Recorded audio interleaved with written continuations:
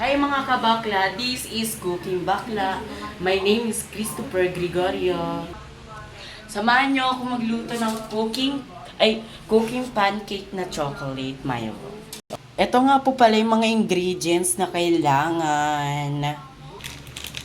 First step, ilalagay ang cooking powder. Pancake pala guys. Yan, lalagay guys.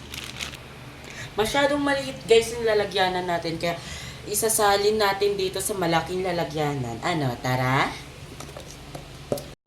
Sunod naman ang 1 pack ng Milo powder. Ano, saet? Mix well muna tayo guys. Para masyadong masarap siya.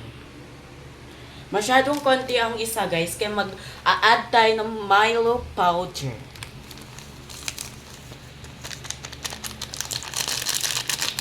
Mix ulit.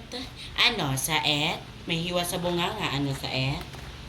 Next natin ay yung 2 itlog.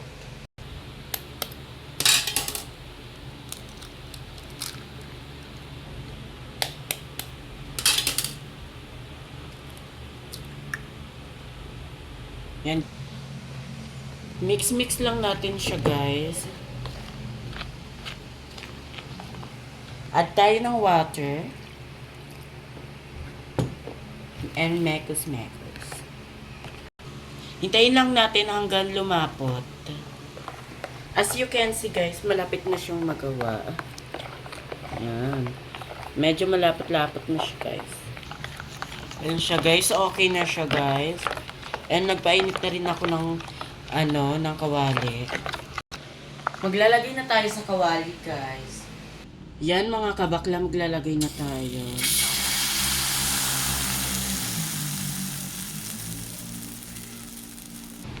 Ayan mga kabakla, gagawa tayo ng sauce. Una-una, Milo.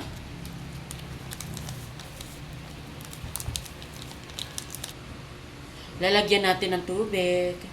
Ayan, haluin lang natin. Ayan guys, meron na tayong sausawan ng pancake. Hi mga kabakla, tapos ko na lutuin ng chocolate pancake. Ayaw ka sa pakinggan. At yung sasabihin ko sa'yo, alam mo ba? Sige, mga ka sa'yo, bait-baitan mo sa'yo, pinuri-puri ka pa niya, yung nandun pa. Taste test guys. Ano?